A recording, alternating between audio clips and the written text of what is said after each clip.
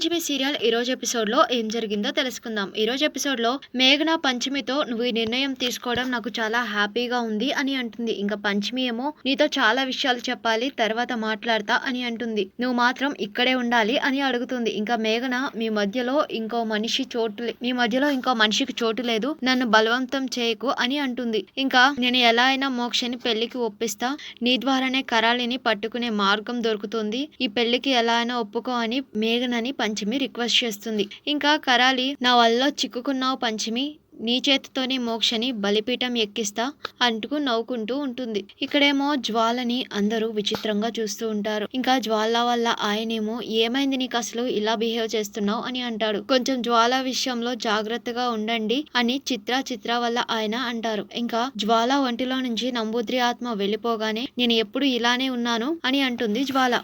ఇంకా వాళ్ళ ఆయనేమో నీ బిహేవియర్ మారింది, నువ్వు ఇంతకు ముందులా లేవు అని అంటాడు. ఇంకా అప్పుడు జ్వాల ఏమో నేను ఎవరికి భజనలు చేయను అని అంటుంది. ఇంకా అందరూ తనకేదో పిచ్చి పట్టింది అన్నట్టు అనుకుంటూ ఉంటారు. ఇంకా చిత్ర వల్ల ఆయనేమో జ్వాల బిహేవియర్ గురించి మాట్లాడుకుంటూ ఉంటారు. ఇంకా ఇక్కడేమో కరాలి నంబూద్రిని ఆవాహనం చేసుకుంటుంది.